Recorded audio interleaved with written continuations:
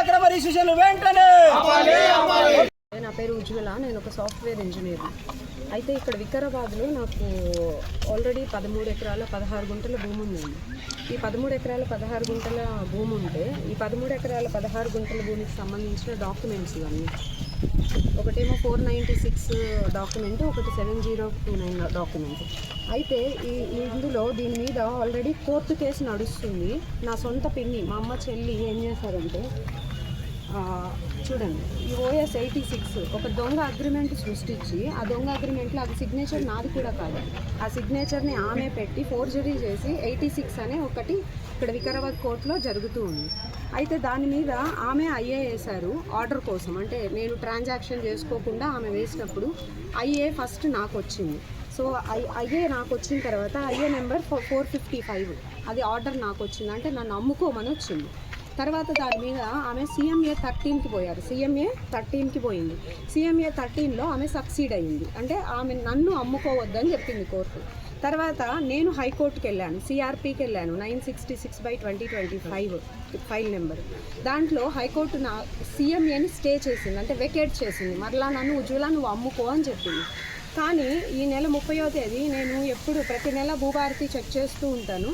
ఈ నెల చెక్ చేయడంతో ఒక ఆశ్చర్యకరంగా నా మీద ఉన్న భూములన్నీ మా పిన్ని పేరు మీదకి వెళ్ళిపోయింది. ఆల్రెడీ కేసు ఉంది, ఆల్రెడీ హైకోర్టులో నాకు ఫేవర్గా వచ్చినా కూడా అన్ని భూములు ఆమె పేరు మీదకి ట్రాన్స్ఫర్ అయి ఉన్నాయి. ఏమైంది అని చెప్పి నేను వికారాబాద్ ఆఫీస్కి వచ్చాను. ఆఫీస్కి వచ్చి చూడంగా, ఆఫీస్కి వస్తే మన MRO గారితో మాట్లాడితే, ఒక 2 రోజులు MRO గారు ఏదో బిజీ ఉందని చెప్పి ఉదయం నుంచి సాయంత్రం దాకా నేను ఇక్కడే కూర్చున్నాను. నేను హైదరాబాద్లో ఉంటాను. 2 రోజులు వచ్చి ఇక్కడే కూర్చున్నాను.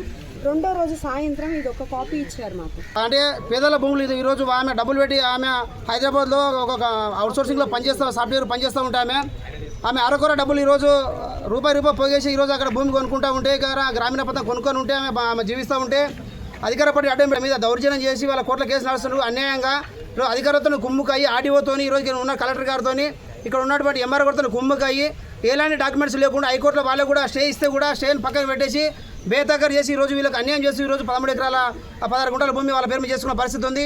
ఎంత అన్యాయం ఇది అంటే, ఈరోజు అధికారం ఉన్న, ఈరోజు రక్షణగా ఉండవలసిన పోలీస్ వ్యవస్థనే, ఈరోజు మన పేదలు కాపాడాల్సిన పోలీస్ వ్యవస్థ ఈరోజు ఇంత దొంగతనానికి పాల్పడితే ఈరోజు ఏమని చెప్పుకోవాలి. కాబట్టి ఇప్పుడే రాష్ట్ర ముఖ్యమంత్రి గారు తక్షణమే అడిషనల్ కమిషనర్ మీద, అలాగే IG శ్రీనివాస్ గారి మీద తక్షణమే కేసులు బుక్ చేయాలని చెప్పి డిమాండ్ చేస్తూ ఉన్నాం. ఎందుకంటే వాళ్ళు బీసీలు, ఈమె SC కాబట్టి వాళ్ళ మీద ఖచ్చితంగా అట్రాసిటీ కేసు బుక్ చేయాలి. ఈరోజు ఫోర్జరీ కింద కేసు బుక్ చేయాలని చెప్పి మేము CPM పార్టీ తరపున, వికారాబాద్ జిల్లా కమిటీ తరపున ఈరోజు ప్రభుత్వం డిమాండ్ చేస్తున్నాం. ఇంకొక అవసర పార్టీ వాళ్ళు ఆర్డర్ తెచ్చుకున్నారు, దాన్ని హైకోర్టు పోయి క్యాన్సిల్ చేయించుకున్నారు తప్ప దాంట్లో ఎలాంటి కనీసం హైకోర్టు ఆర్డర్స్ కానీ ఏవైనా ఉన్నప్పుడు కానీ వాళ్ళు మాకు కమ్యూనికేషన్ చేయాలి సాధారణంగా. వాళ్ళు ఎలాంటి ఆర్డర్స్ కూడా మొన్న వరకు కమ్యూనికేట్ చేయలేదు. ఆల్రెడీ డిస్ట్రిక్ట్ రిజిస్ట్రార్ కూడా ఇవ్వాల్సి ఉండాల్సింది. వాళ్ళు డాక్యుమెంట్ రిజిస్టర్ చేసింది వాళ్ళు కాబట్టి వాళ్ళు ఇవ్వాల్సింది. రిజిస్ట్రేషన్ అయిపోయిన తర్వాత ఇవ్వచ్చు.